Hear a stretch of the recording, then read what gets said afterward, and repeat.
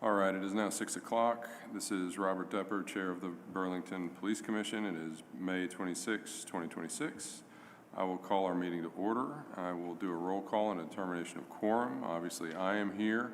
I will start on the screen. Commissioner Cox, can you indicate if you are here? Here, excellent. Commissioner Genorio? Here. Commissioner Finneran? Here. Commissioner Fast? Here. Excellent, we do have a quorum.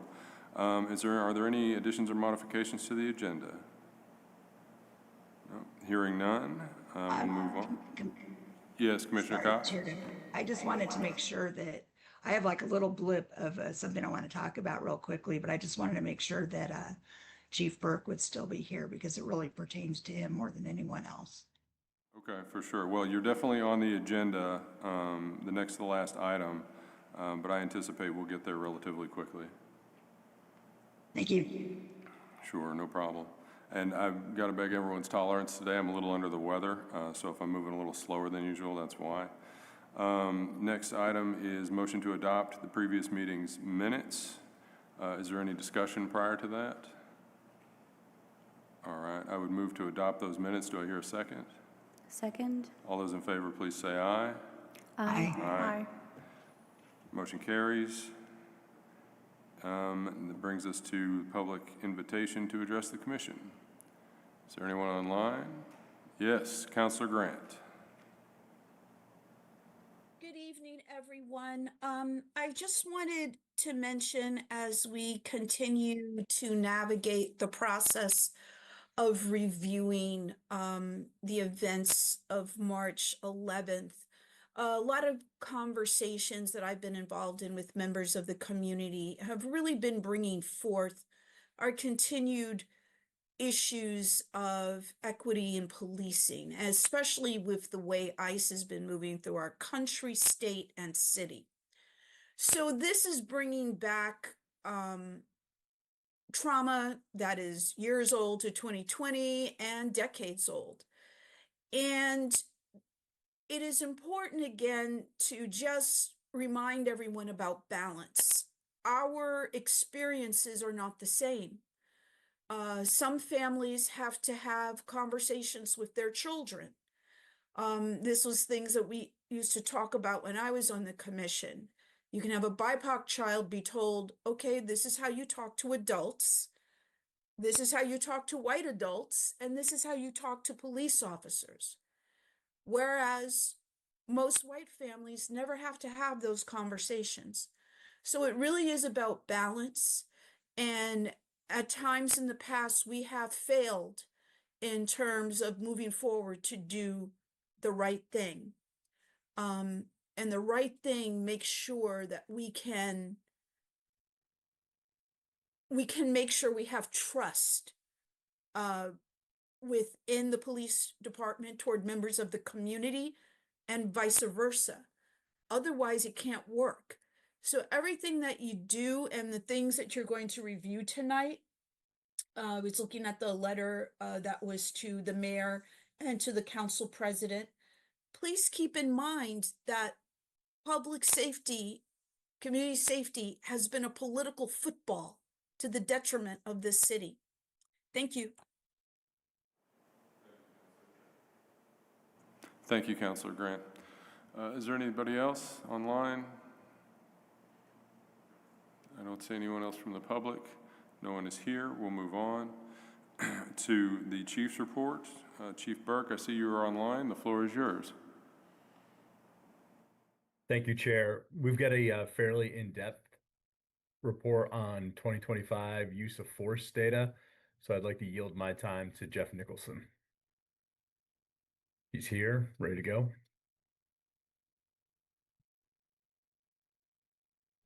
Great, thanks, Chief. Sorry if you hear my daughter in the background. I'll echo you, Chair Depper. There's some illness going on in our house. My daughter brought home hand, foot, and mouth from daycare, so we're battling over here. Yeah, thanks.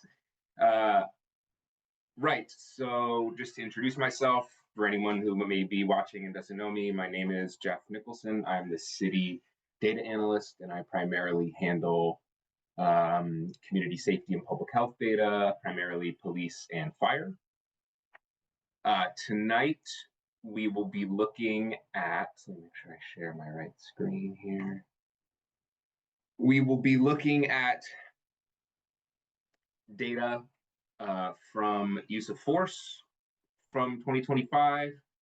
Previously, we have been looking at incidents, arrests, offenses, and traffic stops with sort of racial breakdowns of a lot of those data points as well. And let me, 1 second here, sorry, got the screens to contend with.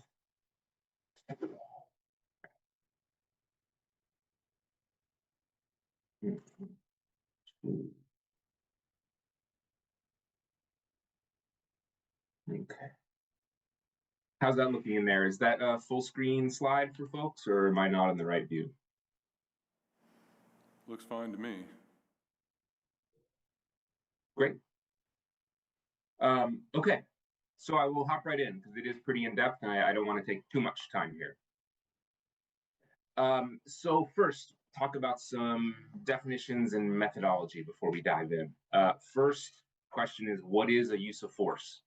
Per the BPD department directive, force is physical coercion employed by a law enforcement officer to compel a person's compliance with the officer's instruction. For the purpose of this policy, this includes all law enforcement actions beyond compliant handcuffing. In terms of where the data is stored, there's 2 different data sources for this year's data. Starting in July 2025, the PD began writing and storing their use of force reports in Axon. Prior to that, they had used Valcor on 2 different occasions, Benchmark and Facts dating back to 2012. As you might imagine, this created some challenges for me as a data person in terms of making all those data sets talk to each other. It's mostly been a success, but there are a few data points that aren't necessarily apples to apples. Person incidents. A person incident is basically how we count one use of force.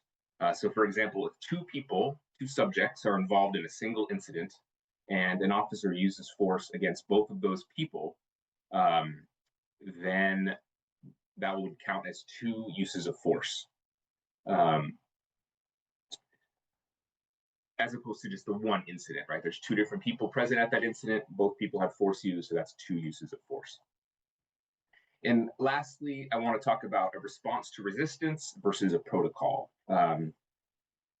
For certain incidents, things like the ERU operations incidents, drug sales, search warrants, a use of force like a displayed firearm is sort of part of the response protocol.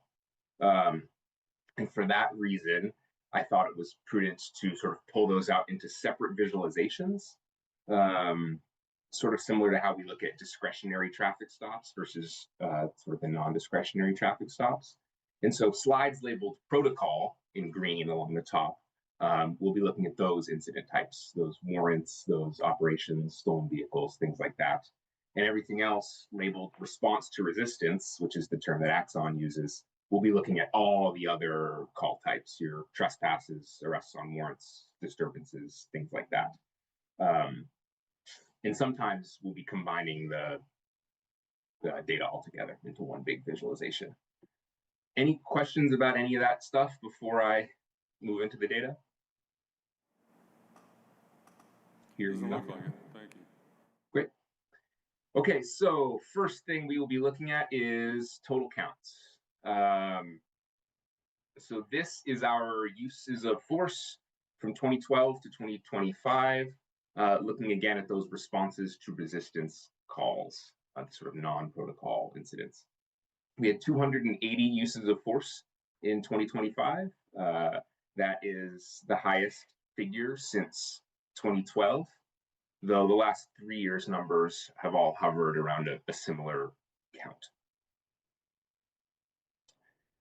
When I was looking at this image, it kind of brought to mind to me the image of total incidents that we've been looking at in some of these presentations. So the image on the right is our total incident count, and the image on the left is one we just saw, which is our uses of force. And we see somewhat of a similar shape. in terms of that dip down into 2020 and 2021, followed by a gradual climb back up. Next, we're looking at those protocol incidents. So again, if you look in the bottom right-hand corner, you can see what we're talking about: operations, drug sales, etc. There were 74 uses of force for those incidents this year, which is far and away the highest. Last year's count of 57 was also the highest. So those are much higher than they previously were. Though I would say that I think something to keep in mind is, I think maybe in the earlier days, say 2021, 2020, the operations incident type wasn't used as much. So the data is a little bit cleaner now than it was back then in terms of pulling out those big operations. Next, we're going to break these numbers down by race a little bit, primarily white and black. There are other races collected, but the N values are so small that I found it most prudent to just stick to white and black for these. So these are those same uses of force, responses to resistance for white and black subjects. We see there were 188 uses of force against white subjects in 2025 and 71 uses of force against black subjects. That number 71 for black subjects is an all-time high dating back to 2012. I was also curious, breaking it down, this is counting those subjects of force. So not counting all of the total uses of force, but just counting unique individuals. And we see an all-time high for black subjects of force at 63, and we see there were 162 subjects of force that were white in 2025. The sort of natural question followed for me was, how many of these subjects of force are subjects of force multiple times in a single year, as opposed to just the one time? So this might be a lot to look at here, but what we're looking at here is it's counting total people, right? The graph on the left is for white subjects of force. The graph on the right is for black subjects of force compared to white on the left. And the blue portion of each bar are those individuals that only had one use of force incident in that year. And the red are the folks who had multiple use of force incidents in that year. This past year in 2025, 14% of white subjects had multiple use of force incidents in 2025, compared to 11% of black subjects. If we look across all years dating back to 2012, 14% of black subjects had multiple uses compared to 10% of white subjects on average. And now here I'm looking at those protocol incidents, our warrants, etc. There were 42 white subjects compared to 29 black subjects. Again, both all-time highs, as we see those protocol numbers being much higher than in years past.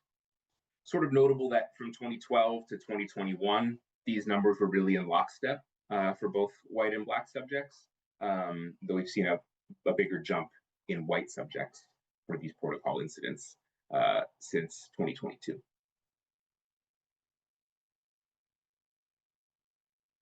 Next, here we're looking at 3 different data points: interactions, arrests, and uses of force.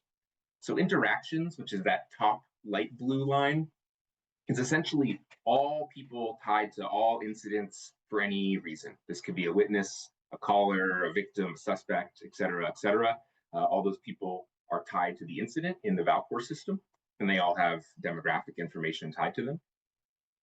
And so in 2025, 83% of all interactions by the PD were with white people. The next line down is percent of arrests. So 75% of arrests in 2025 were of white people.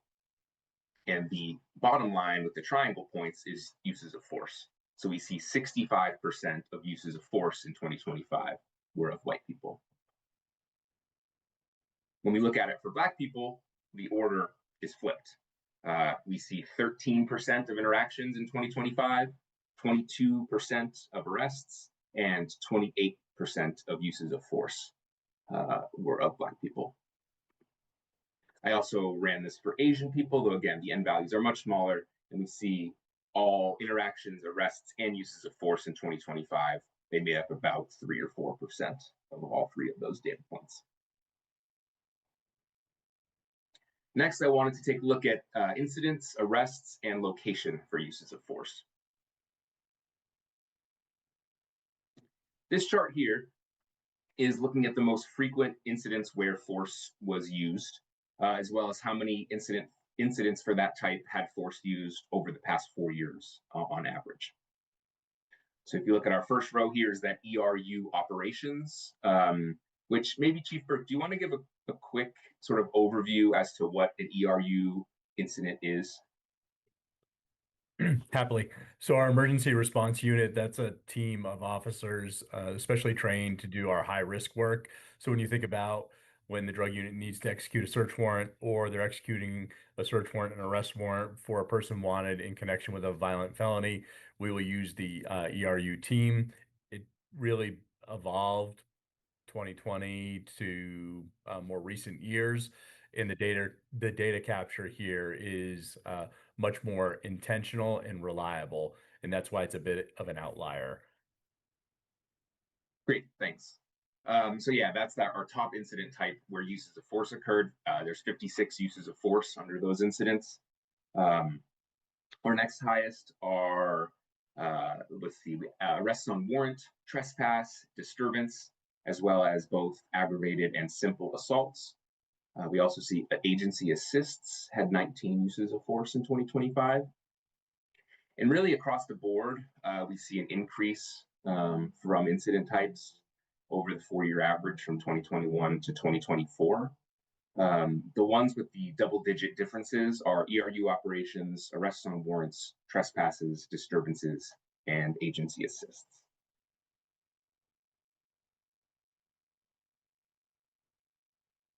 I was also curious about incidents where force was most often used. So in other words, for all incidents of a given type in 2025, how many of them, what percentage of them had use of force reports?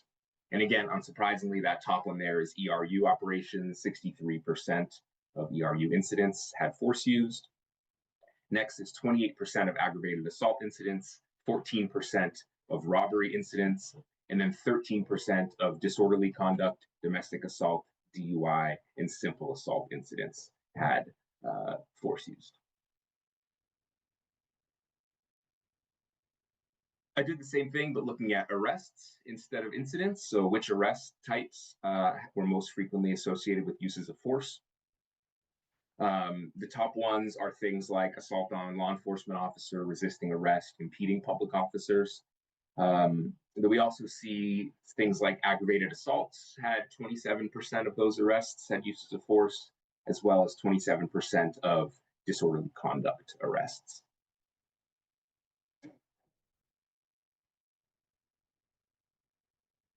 Next, we were curious about where these uses of force were happening by area.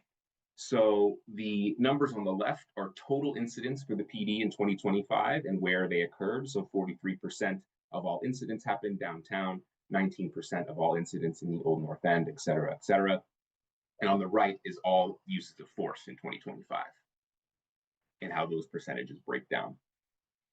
One thing we were curious about is this University Hill section disparity, where there was 13% of total incidents, but 20% of uses of force. I did do a little bit of digging, and on this next slide, I'm looking at use of force incidents. So I'm not counting person incidents, I'm just counting any incident that had a use of force. So for example, maybe an incident that had 8 people that all had force used on them, which would be an 8 in the previous slide, is now just a 1 here. So we're just looking at total incidents, and that disparity comes down. Now, if we look at the University Hill section, there's 13% of our total incidents, but 16% of our use of force incidents. These are things like, again, if there was a certain warrant or raid where there was 10 people in a house, that would really bring up the numbers. So I decided to look at it both ways. We still see in this chart a disparity, particularly the South End and the new North End are underrepresented in their uses of force. Moving along, I'm calling this use of force details. So there's a lot of detailed information that gets captured as officers write these reports. The first is what type of force was used. There's a very detailed drop-down chart where the officers can detail what sort of force was used, and I have condensed it into a couple categories. So if you look over on our first column there, the types of force, I'll kind of walk us through quickly what we're looking at. First is weaponless. So that's something that could be a non-compliant handcuff, a soft empty hand maneuver, a tackle, a joint lock, any type of coercion used without a weapon physically. Next is firearm pointed or displayed. And I will say that's usually just firearm pointed. Displayed is an option, but it's very rarely chosen. And I should note that firearm pointed is not firearm fired. Next is weapon threat. So that is a threat to either use a taser or chemical spray without actually using it. Next, we see chemical spray and taser. And lastly is the firearm fired category. I should note that multiple uses of force can occur in a single incident, right? So, one officer could use a weaponless use of force on a person while simultaneously someone else is using weapon threat. So those numbers are going to be greater than the total, if that makes sense. And when we look at, we're comparing these across races. So the biggest disparity I see is the weaponless number, where 64% of white uses of force featured some type of weaponless use of force, compared to 79% of Black uses of force. Also, when we look at weapon threat, there was 18% of white uses of force that had a weapon threat, which is again threat of taser or chemical spray, compared to 11% of Black uses of force. And again, these are looking at our responses to resistance, not those protocol types. Next, we'll look at our protocol uses of force. And as we've sort of been describing, most predominantly, these are the firearm pointed and displayed uses of force, though it is slightly higher for Black subjects of force. 97% of Black subjects during protocol events had a firearm pointed at them, compared to 90% of white subjects of force. Yes, question, Commissioner Cox. So I was just wondering, so where you have firearm pointed and displayed, and you Yes. have this on a number of slides, does this include only live ammo firearms, or does it also include less lethal firearms? That's a good question. I am almost certain that it is live ammo only. I believe, Chief Burr, I see you unmute. You might have an answer there. Yes, those are either department issued long guns or service pistols exclusively. Great, thank you. So we don't really have a category for less lethal weapons displayed or used. I'll have to look. I will say there was in previous, so a lot of this is based off of previous code and previous reports that I've seen from old analysts.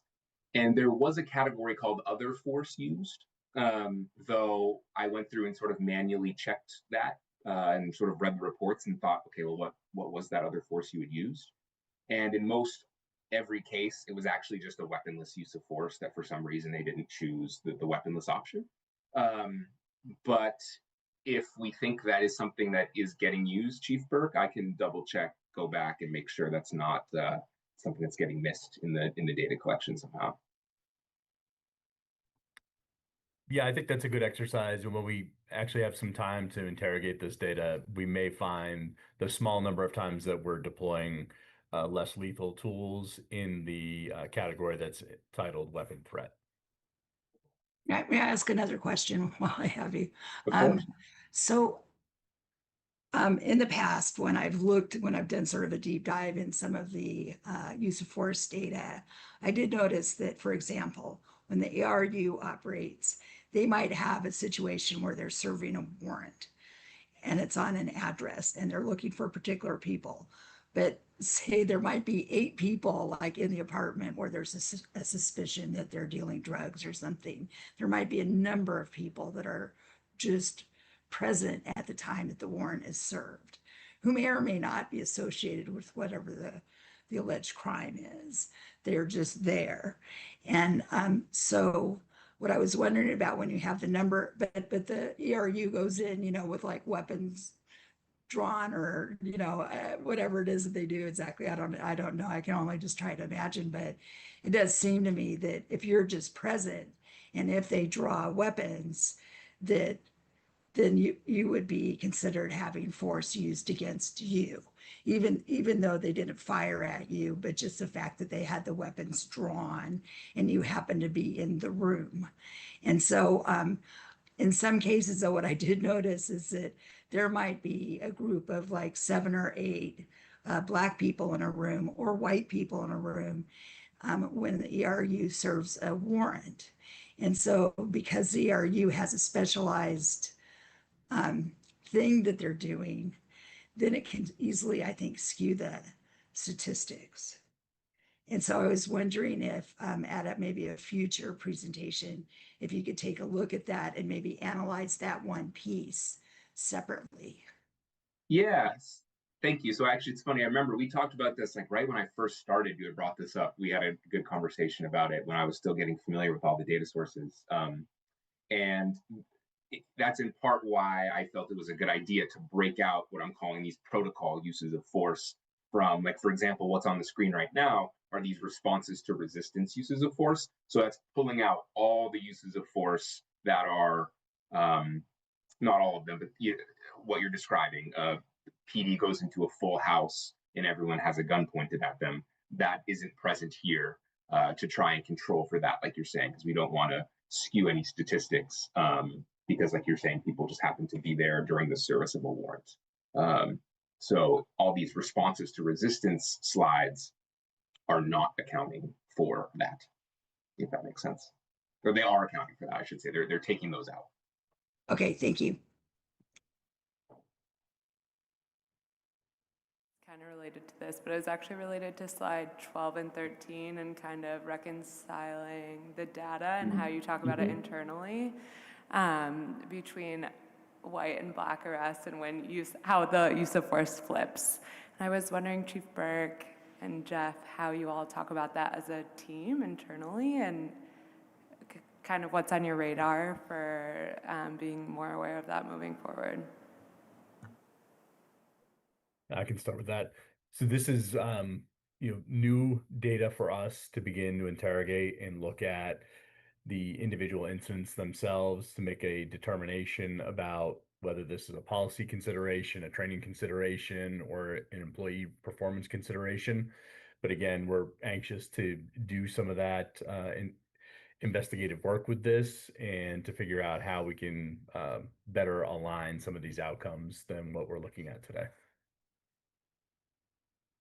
And yeah, I think you said it, Chief, and I guess just from my end as the data person, for me, it feels like this is a good, I guess I'll just echo you basically, but this is a good starting point. I think for me, the next place I would like to go is, more individual investigations, because we can see the data, we see these big picture numbers counting over across thousands of incidents. We clearly see a trend. But in my mind, sort of the next step is then kind of zooming in with the magnifying glass and trying to pull apart what all is happening. Okay, thanks so much. Excited to hear what you all find out. Thanks. Okay, I'll keep going if there's no other questions. Here. Right, so these were these responses to resistance force types by race. And then these are those protocol force types, again, mostly warrants and drug sales, things like that. And those are predominantly firearm pointed scenarios. Another detail that gets captured in these reports is injury level, both for the officer and the subject. The first row there, or the second row, is officer injury.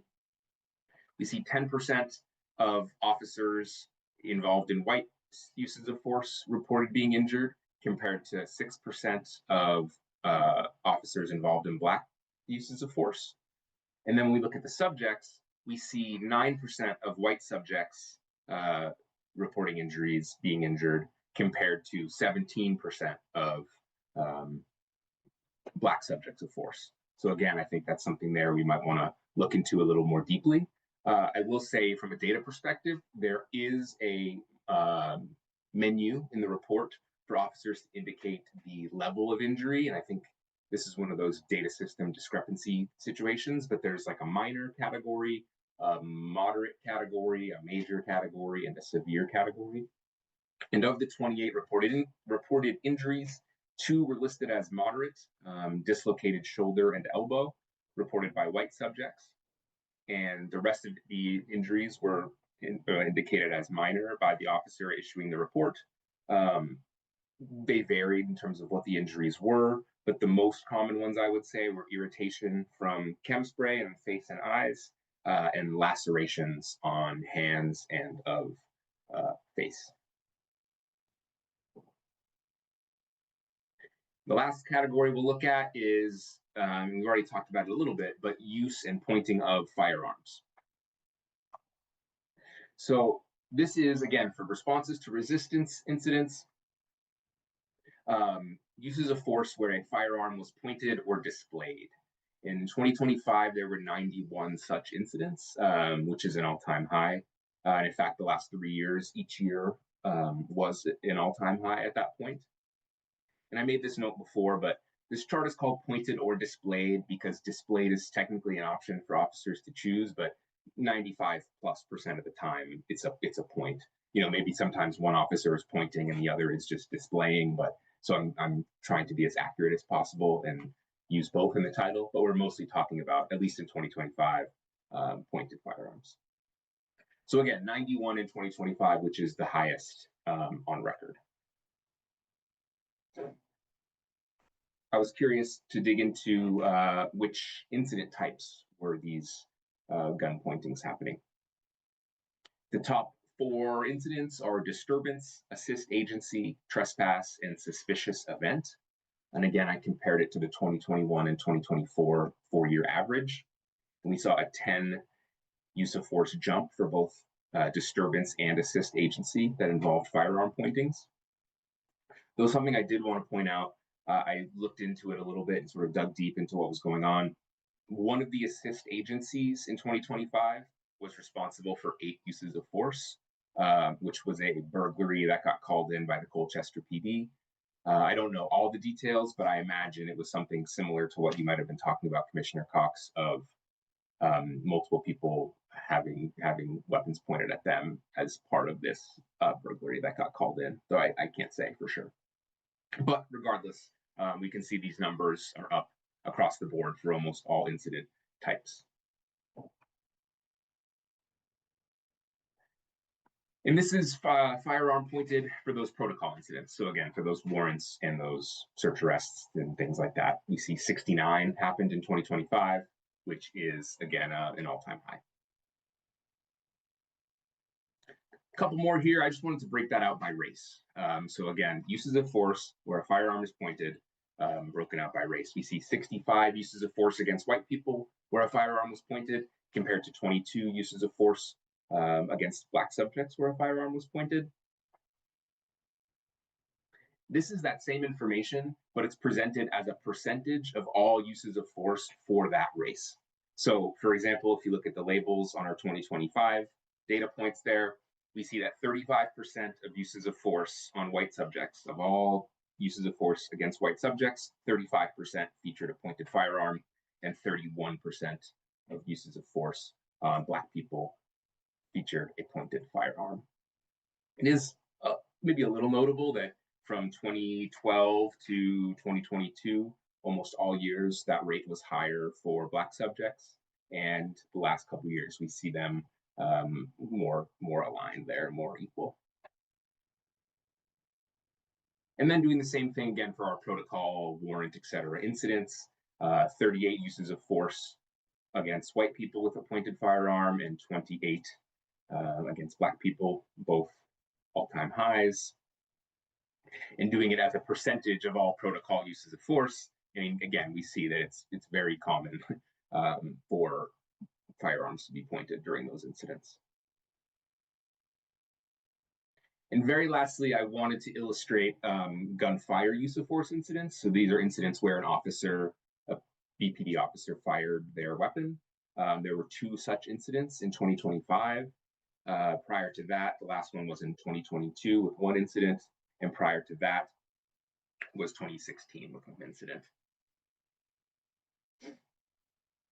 And that wraps up the use of force data presentation. As I said, actually, I'm not sure if I said this up top. I forget. Sorry, my hand, foot, and mouth brain here. I'm going to be working with Shive to sort of upload all 4 of these presentations, as well as some data tables containing just the raw numbers up to the PD website for the commission and whoever else to review. I welcome any questions, comments, and additionally, and maybe we could have this conversation at a later time, but I am curious, I see your hand raised, Commissioner Cox. I want to finish this before the thought leaves my brain. I'm curious for feedback about this format of annual report data. Previously, before I was hired, I think my position wrote a long report, 40, 50 pages, and it was a PDF with text and all these data points. And I think maybe there was 1 presentation kind of talking about some of the big stuff. This year, I opted to do it in more presentation format in the hopes that it would be a little more interactive for you all. And I'm never sure how much people read those really long annual reports. So thinking maybe this would promote more engagement with the data. But looking forward to next year, if we would prefer to go back to that old big report style, I'm happy to do that too. So if there are any thoughts about that, happy to hear them, whether now or later. Always trying to sort of do the best I can for you all to interact with this data. So yeah, question, Commissioner Cox. So at least, so I don't know what your data tables look like right now, but it used to be at least that there would be a tag, for example, if the person that the police were dealing with had diminished capacity, either mental health condition or Alzheimer's or whatever it might be. And so that would be a tag and you could see that. And now the commission has a policy that's agreed to by at least the police union that we can ask to see the footage of use of force incidents for just the helicopter kind of a look at things, just to see how the operation actually complied or didn't comply with what the directives are. And so I was wondering if on the data that you post, if you could post those additional tags, whatever they might be. I mean, there's other things too, but just not only race, but also, I forget what the coding for that is, but I don't know if it's like mental health or whatever it is. But if that could also, because then I'd be interested maybe in seeing, a racial one that seems like there might be racial disparity. I might be interested in seeing one that has like 10 people involved. I might be interested in seeing one that has a mental health component. Totally. So yes, so there was a public use of force file that stopped being updated before I was hired. I think it stopped in like 2023. And actually concurrent with this work over the last couple weeks to months, I have been working on getting that file updated to current times, which involved, again, migrating all these different databases together.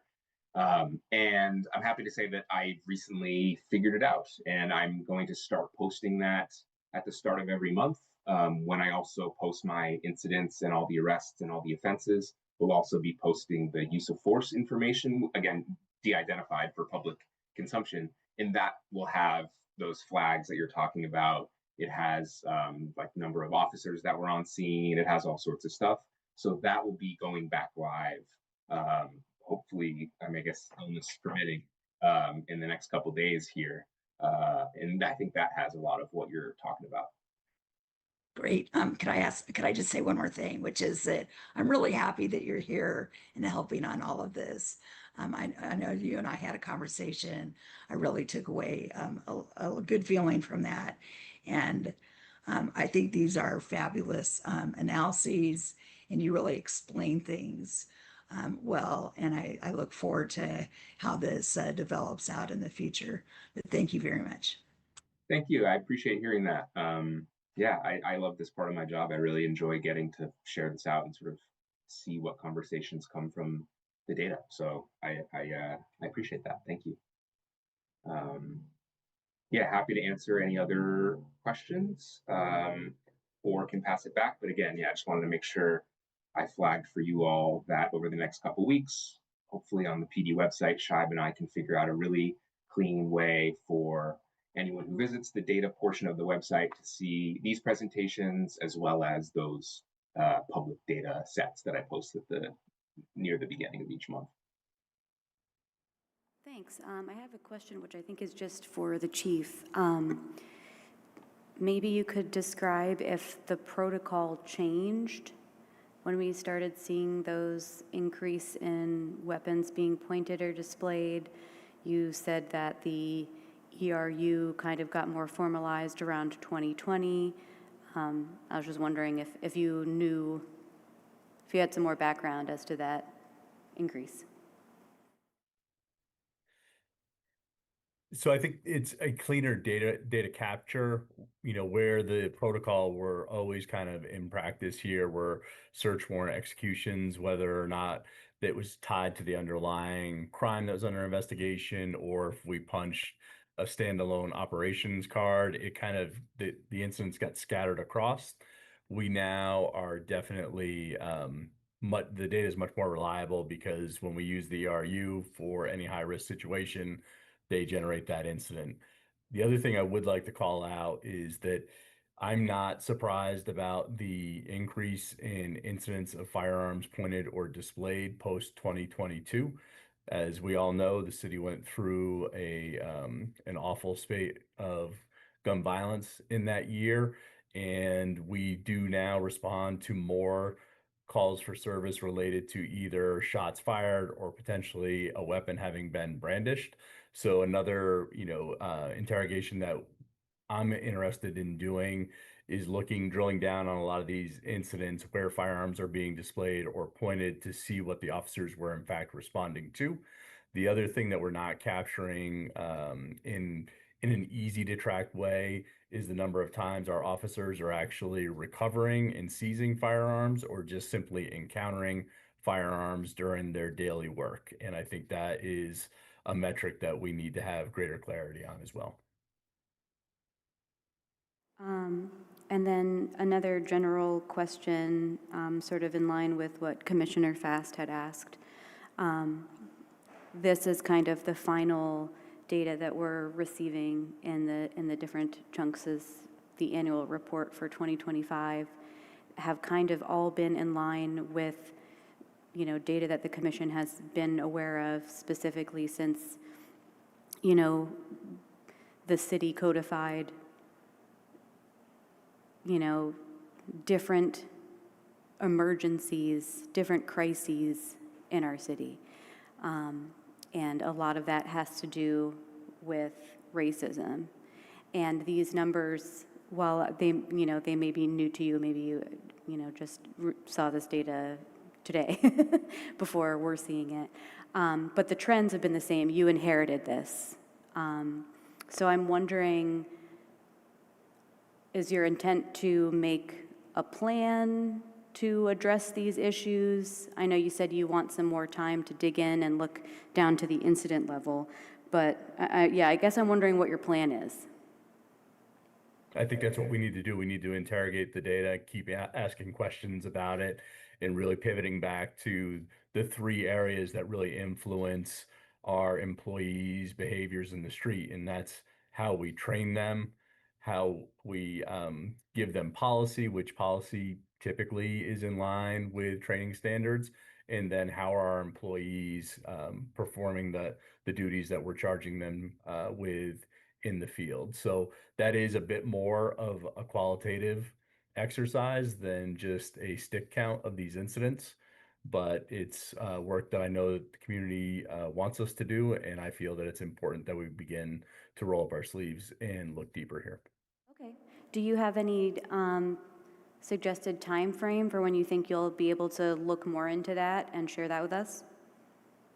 I'm happy to report out month to month on where this stands for the time that I'm remain with the city.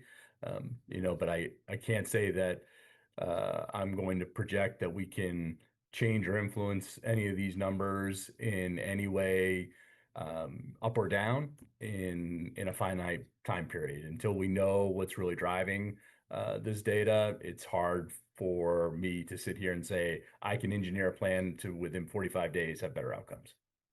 Okay, thank you. Thank you very much, Chief. Thank you very much, Mr. Nicholson. Chief, did you have anything else? No, I just want to thank Jeff. Jeff inherited this position after we had a lot of turnover in the role, and he's had to reconstruct a lot of different code. And particularly with this use of force data set, the police department, unfortunately, for a lot of different reasons, jumped around between records management system related to use of force. And I feel as though that sticking with the Axon standards platform moving forward will give us better data quality, simply because the employees will be better trained, more familiar with the expectations of this. And then lastly, I do like to point out that the use of force policy, which is a state mandated policy, really helped drive more reporting on our applications of force, because it is a matter of state mandated policy. Failure to comply with such can put an officer's certification at risk. So I believe that that element of the state model policy has had its intended effect. Okay, thank you, Chief. Any other questions for the Chief? No, hearing none, we'll move on to commission business. The first is committee reports from all committees. Complaints Committee. I don't have an update. I'm hoping we can discuss that at today's executive session. Sure, okay, thank you very much. Animal Control Committee. Not much of an update. We are still waiting to schedule our second hearing. Okay, thank you very much. All right, the next, is there any questions or comments for anyone? No? Okay. The next order of business is the discussion of the finalization of the bylaws. I did make the changes, I believe, that were reflected in our last meeting. Has everyone had an opportunity to review those? Is there any objection or critique on the changes? No? Okay. Well, just for formality's sake, I'm going to go ahead and move to adopt that final draft for publication on our website. Do I hear a second? Second. Okay, all those in favor say aye. Aye. Aye. Those opposed? Okay, thank you. Those opposed? None. Motion carries. Excellent. Great. We've finally got bylaws. So I'll ask Shive to post those on our website at her earliest convenience. The next item is the invitation letter to the mayor and council president. If y'all recall, on our last regular session, I had indicated that it was my, going to be my practice that if we had some of these, like, kind of sort of informal kind of straw poll sort of things, that I'd bring them up at the next session just to confirm, publicly that we're, who's on board, who's in favor, who's not. As y'all are aware, I did send a invitation letter to the mayor and council president Travers regarding our ongoing discussion about March 11th and the commission's request for body cam footage and the fact that we did not get those until late April. And so what I was going to do now is, is there any discussion about that? No? Okay, I see that Council President Travers is online. Is there any discussion about the invitation letter? No? Okay. I'm going to move then to just adopt the invitation letter as the formal invitation of the commission. Do I hear a second? Second. Okay. All those in favor, please say aye. Aye. Aye. Aye. Aye. Commissioner Cox, I'm sorry, I didn't hear you. Aye. Okay, excellent. That carries. Thank you very much. And then we will move on to Council President Travers. Council President Travers, can you hear me? I can hear you, and hopefully you can hear me. I I can unmute. Great. I can unmute myself. It doesn't look like I have a video function here, so I apologize for that. That's okay. Well, thank you for joining us tonight. I appreciate your time here tonight. Just to kind of recap, the commission in March, shortly after the March 11th ICE incident in South Burlington that Burlington PD responded to under a mutual aid agreement, The commission requested body cam footage from the police department under the authority of the council's resolution 709 from 2021. Under that resolution, as I'm sure you're aware, it was resolved that, and I'm getting to that portion of it, that the City Council authorized the Police Commission to initiate audits, reviews, and evaluations of policies, directives, or data in regard to discipline, racial disparities, or other commission priorities. When we requested that body cam footage, it was initially denied to us on the grounds that there was an ongoing investigation. We pointed out to BPD that there was no exception articulated under this resolution and Charter Section 184 that, articulated that exceptions could be made under those grounds. We've talked about it publicly in a couple of different meetings since April. We subsequently were provided the body cam footage after the at least initial review by the BPD and the mayor's office, and wanted to invite, as we articulated in our letter, wanted to invite you to come kind of talk about that, because obviously the commission's authority in that regard is only delegated authority delegated from the council. And so in such a situation, I think we're kind of turning to you, Council President Travers, and I don't know that you can speak for the whole council right now, but we wanted to bring this up to the council and to you to start a discussion, hopefully a collaborative one, in which we can talk about how the resolution, and the delegated authority to the commission, how that's actually operating, and if that was the council's intent. Great. Well, thank you, Chair Depper. I very much appreciate the invitation and regret not being able to be there with you in person this evening as we balance work and kid obligations. If someone were able to promote me as a panelist, I'd be happy to.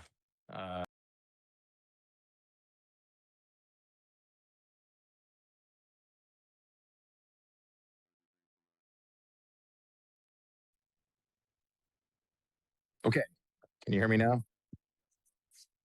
I did get promoted. Well, I recommend you get outside because it's a beautiful day, and regret not being able to be there with you in person as I balance work and kid obligations this evening. I'm at Callahan Park for a Little League game, but glad to be with you. Very much appreciate the invitation, very much appreciate the commission leaning into this important work at this important time in collaboration with the chief and other stakeholders. Like you mentioned, Chair Depper, although I serve as the council's chair, I am but one of 12 members of the council, and so can't entirely speak on the full council's behalf, but certainly can lean in my individual respect. Although it was before my time on the council, I am familiar with the resolution that was passed back in 2021 that, by my own reading, vested the commission with pretty broad authorities with respect to the areas that you're speaking of here. I'm also familiar with the body-worn camera footage policy that the Police Commission adopted back in March of 2024. And I would largely defer to the city attorney's office. But from my perspective, that policy back in March of 2024 was adopted within the scope of the powers that were vested with the commission by the city council with its resolution back in 2021. I acknowledge that Section 2 of that 2024 policy does permit for the review of body-worn footage in connection with citizen complaints or items of public interest, which no doubt I'm sure we would all agree the incidents of March 11th were of great public interest here.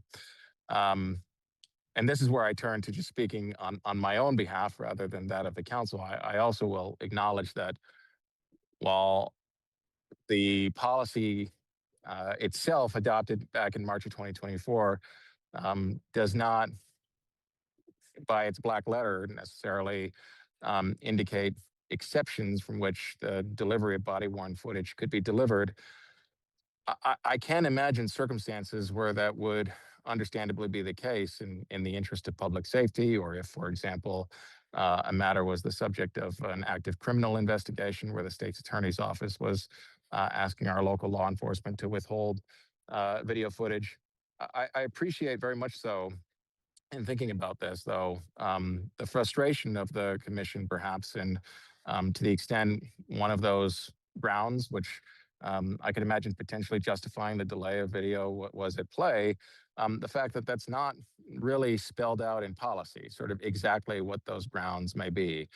And so, again, I appreciate the opportunity to connect with you all and to hear from the commission with respect to your experience, as well as the chief, if that's appropriate, because I do see some potential value in our approaching both the 2021 resolution as well as the 2024 policy to get perhaps a bit more granular with respect to the circumstances under which and the timelines under which video can and should be delivered to the commission, and the circumstances under which it should be delivered. Yeah, I mean, I can imagine, for example, it only being delivered in executive session or subject to other confidentiality privileges. But I do think there could be some value in our collaborating and working together as to how to get more specific in that respect. And again, just speaking on my own behalf, would be very happy to work with everyone here, including the chief, including the city attorney's office, to provide that guidance. But otherwise, look forward to hearing from the commission this evening. And again, thank you very much for inviting me to join you. Very much, Council President Travers. Is there any, from the commission, are there any questions or any further discussion for Council President Travers? No? Okay. Well, thank you very much, Council President. I really appreciate you being here.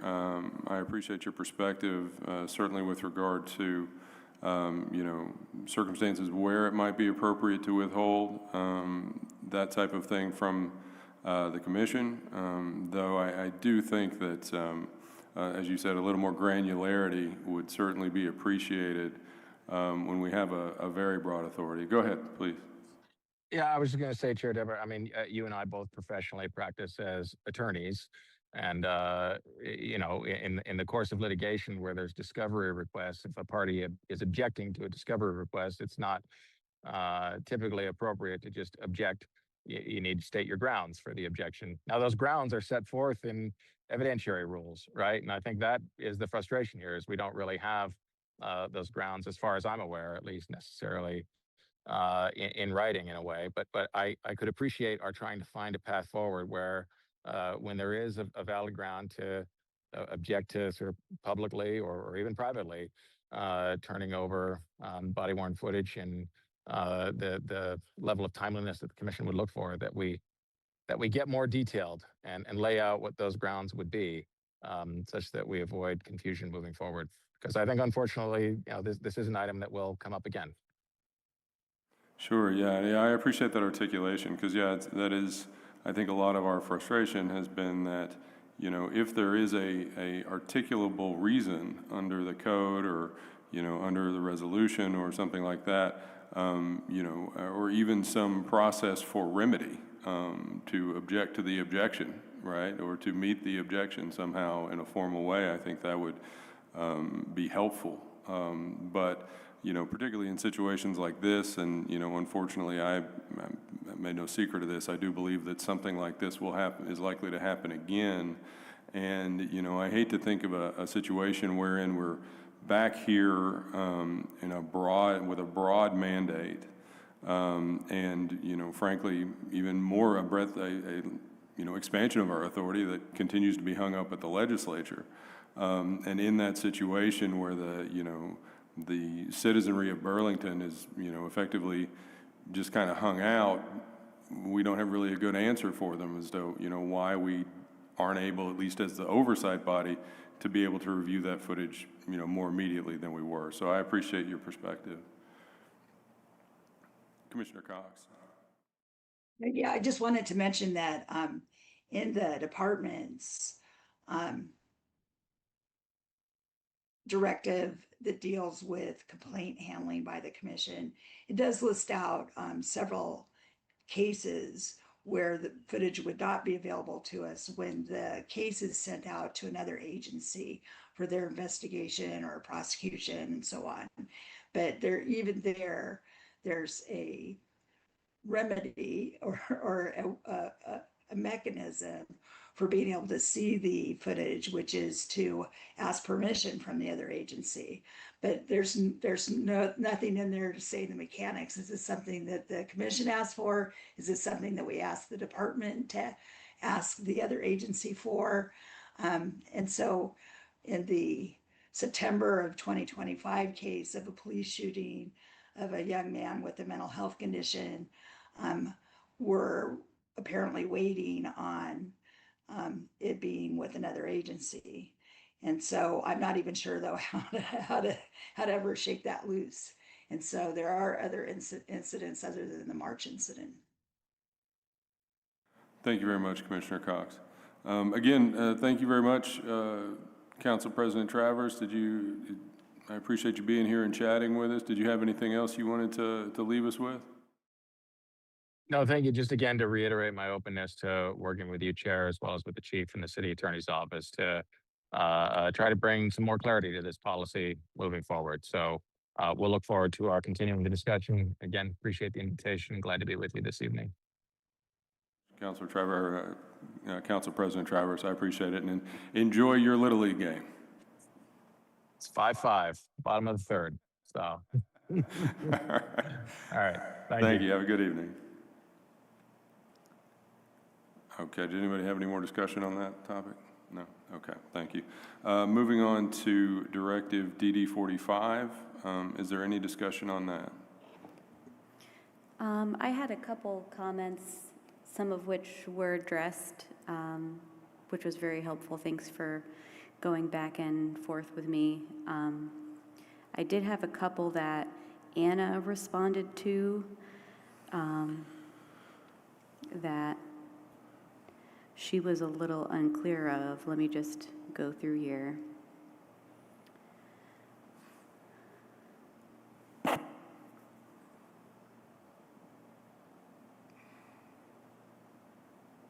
Yeah, and Anna's here this evening to Oh, offer great. your Thank you. follow-up. Kind of one of my outstanding questions is in the section intersections with criminal and civil justice systems. And, you know, there's a note about members of CAPE shall report witnessed crimes of physical violence resulting in injury, property crimes, or incidents related to mandatory reporting. And I kind of asked about that, and I appreciate your response. There is definitely a sensitive nature to your work, and, you know, you might not want to report if someone, you know, is using drugs or has some other issue that they might then not, you know, you might break that trust and not be able to kind of move forward and provide the sort of support that you are charged to do. I guess I'm wondering why the kind of blanket property crimes is in there as well. Witnessing any kind of physical violence resulting in injury, and obviously mandatory reporting are their own things, but you know, if you see somebody steal a candy bar, you have to report them and then they don't trust you anymore. Or I guess I was maybe looking for a little bit more information on that section. I can start with that, if you don't mind, Commissioner. So we've had a bit of lived experience here, having our CSLs in the field, and there are times where the CSLs are known to community members, whether they're merchants or witnesses to criminal acts. And when a police department employee doesn't promptly report some type of, be it a property crime or an assault, that's been problematic for us. So we're trying to, just as you suggested, thread the needle here to give our CSL team the latitude that they need to keep the trust with the population that they're serving day in and day out. But there's also a certain level of integrity and, you know, keeping faith in our brand as a police department when the public's expectation is that a police department employee would, in fact, summon their colleagues in the sworn services to respond and attend to crime. Okay, thank you. Sorry, let me just go through here and see if there was anything else.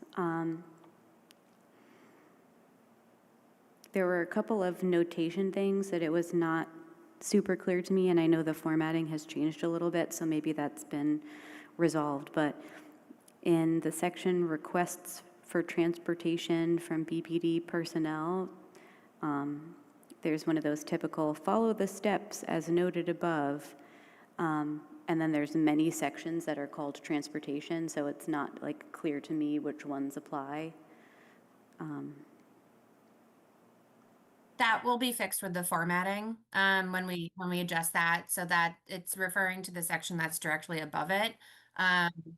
One, okay. Correct. Yes, but when we go through and finalize the formatting, I'll make sure that when there is anything mentioned where our team needs to follow any type of preceding steps, I'll make sure that it matches, and I'll also label the section that it's under.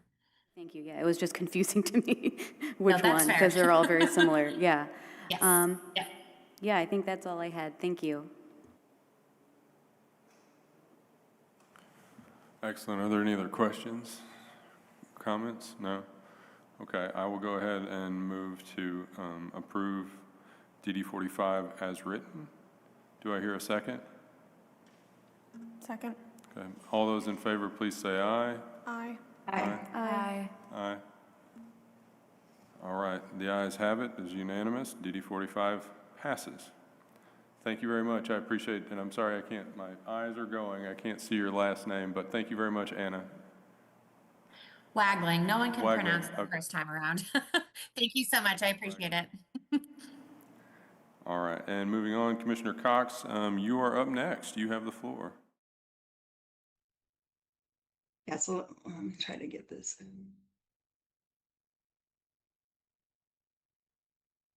Sorry. So I have a presentation that I'm trying to arrange for the commission in an upcoming meeting. And what it is that in Riverside, California, they have a mental health response team. They have a couple different ones. They have one where it would be similar to First Call, where there's no danger. It's more on the voluntary end of things, and they would send a team out.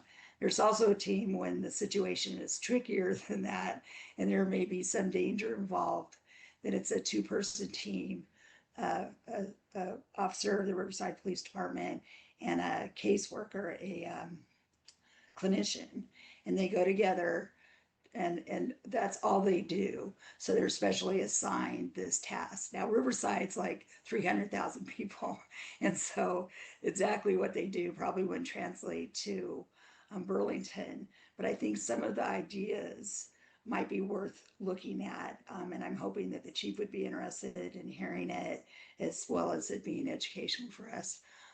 One of the things that he mentioned in particular is that they get a special 40-hour training that's not CIT, it's something else, but it helps them a lot in learning how to be calm and empathetic, even in the face of a person who's really in the middle of an episode and acting out or whatever, to really be able to de-escalate in a meaningful way when you're face to face with somebody.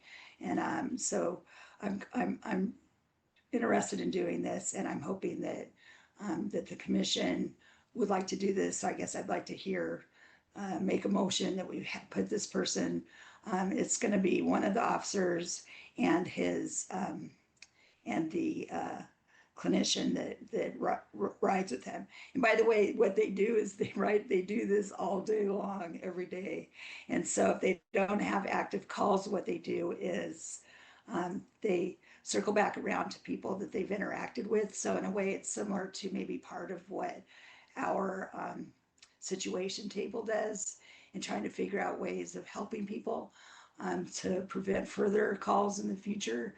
And so that's a lot of what they do. So could I make that motion, Chair Depper? Sure, sure. What, can you say again? I couldn't quite hear you very well. What motion are you making? So could we put it on the June or July, say June agenda?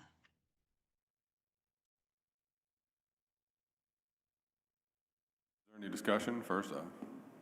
No? All right. Well, I'd be interested in knowing if the chief would be interested in hearing from this person. Always looking for new ways to serve.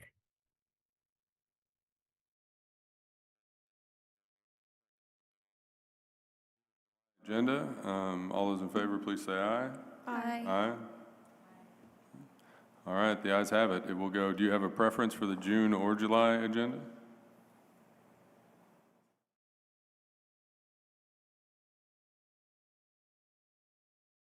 Sorry, it's hard to get my audio back on.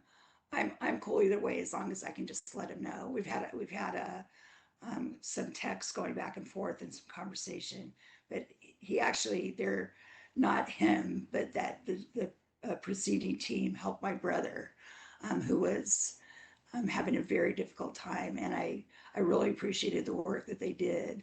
And I just reached back out to thank the person, and they're gone now, but this is the new person. And so we ended up in conversation, and I said, would you be interested in making a presentation? And he said yes. So I think the end of June would be good timing, or the end of July.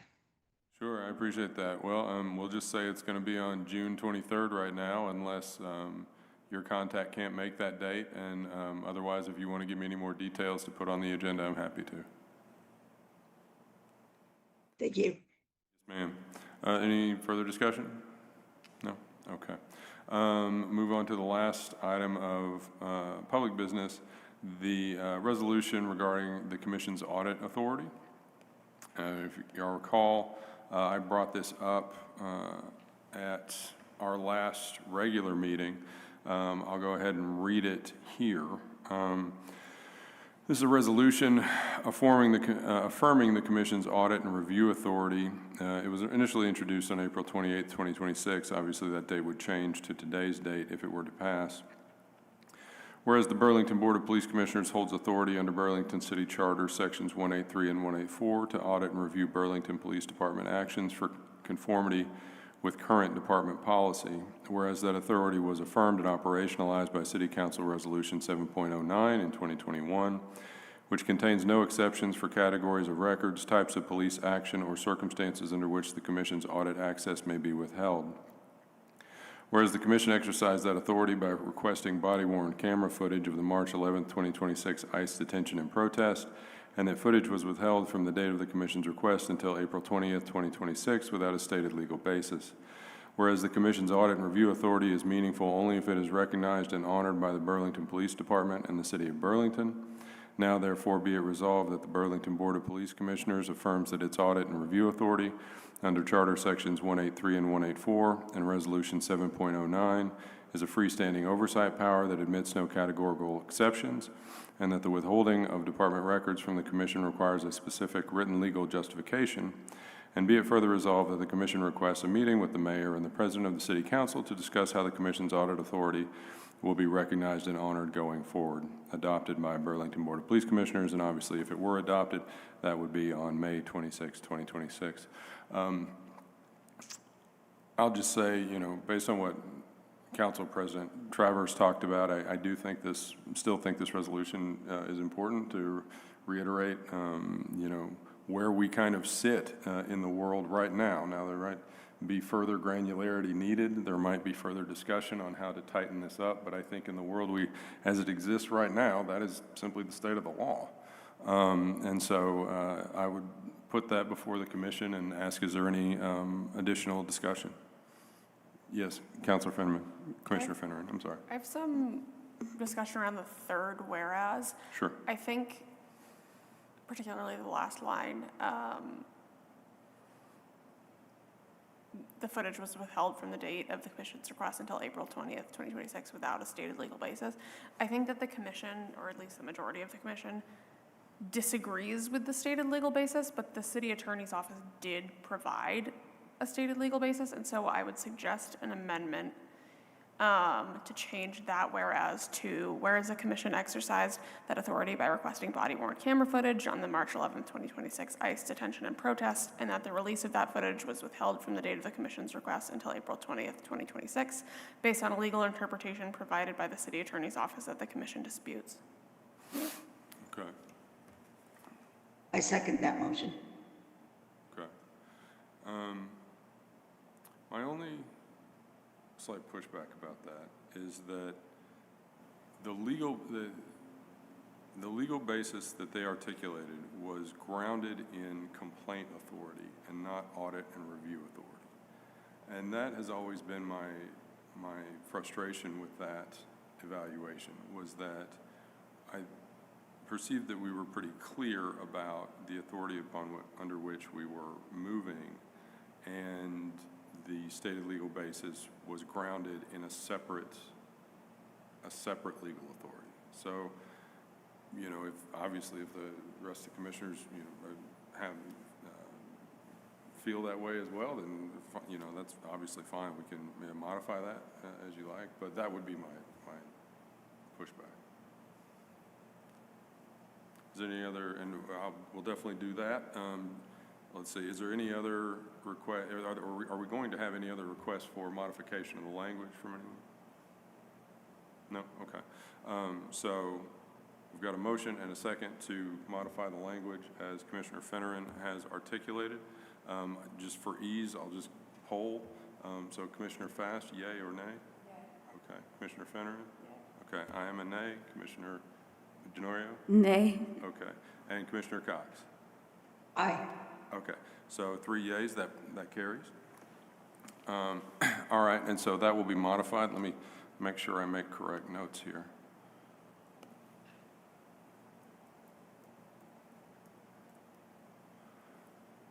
And Commissioner Finneran, let me make sure I understand correctly. That would change to after April 20th, 2026 to state.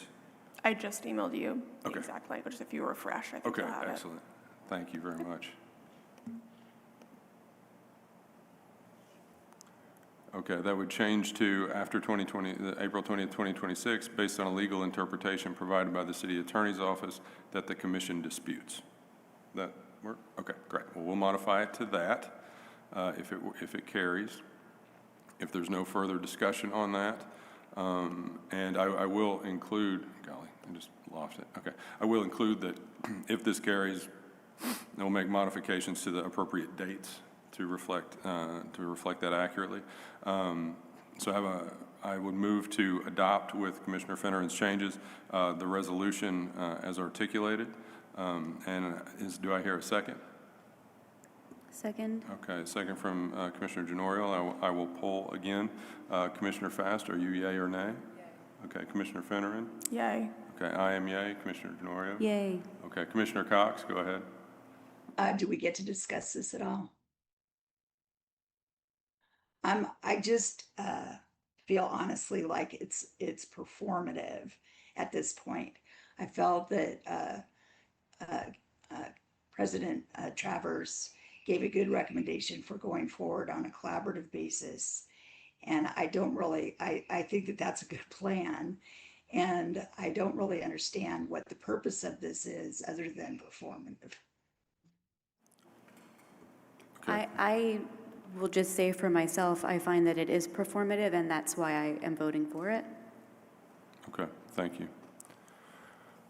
Shall I poll again? Yeah, I wonder, Commissioner Cox, if like the final paragraph, is that something that feels a little strange because it's to like the commission requests a meeting with the mayor and the president and we just kind of did that? Is that the element that feels like it might need shifting if we're using this for future conversations?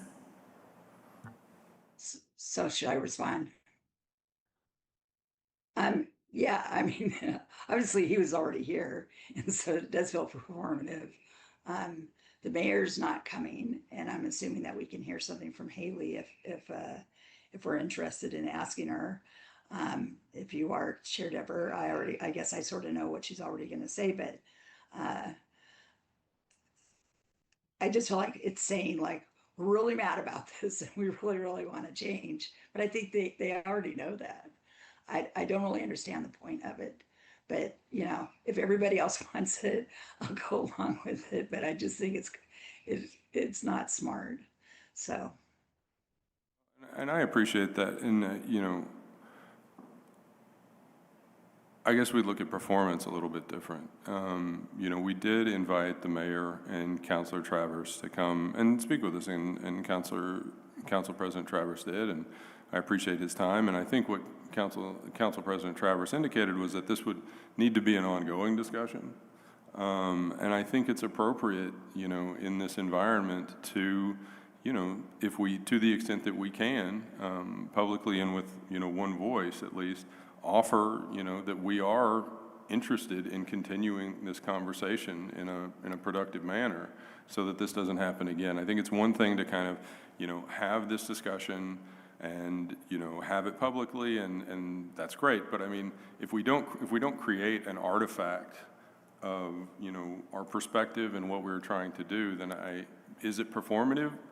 Maybe, but in my view, that is the point of it. The performance, the demonstration of the need, and the demonstration of wanting to collaborate and wanting to fix the problems going forward is very important. And to create an artifact to that effect that is easier to find than maybe digging through our various meetings, then that's important and it matters. Go ahead. so would it make sense to you to add a sentence maybe at the end to say, therefore, we intend to collaborate openly with open dialogue with the chief of police and the council and the mayor's office to resolve the outstanding issues? Without belaboring the language, would you be okay with be it further resolved that the commission requests a meeting with the mayor and the president of the city council to collaborate on how the commission's audit authority will be recognized and honored going forward? Well, I think the chief of police has a role to play too. And definitely, I think that, you know, in my mind, the lower level that we could resolve it, the better. But having the mayor and President Travers obviously is also important. But yeah, I think that if that's our point, is that the reason that it's so important is so we can say that we are desiring to collaborate, then let's say that. Okay, well then, so I'll back up a little bit. I'll go ahead and move to modify that language from to discuss how to collaborate with. And do I hear a second? Second. Okay, all those in favor say aye. Aye. Aye. Aye. Okay, then with that modification as well, I will repoll the commission with a motion and second to adopt this resolution. Commissioner Fast? Aye. Commissioner Finneran? Aye. I am aye. Aye. Commissioner Denorio? Commissioner Cox? Aye. Okay, thank you. That carries. Thank you very much. I appreciate y'all's work on this. Let me get back to my agenda. Okay, we have no commendations. The announcement of the next meeting date will be June 23rd, 2026. Next, we have a proposed executive session. I would move that we move into executive session based on the fact that that there be a finding that premature general public knowledge with regard to body cam footage, complaints, and officer discipline would clearly place the public body, or a person involved at a substantial disadvantage, to include labor relations agreements with employees, pending or probable civil litigation or prosecution to which the public body is or may be a party, and confidential attorney-client communications made for the purpose of providing professional legal services to the body. Do I hear a second? Second. Okay. All those in favor, please say aye. Aye. Aye. Aye. Okay. We will move into executive session. Thank you very much.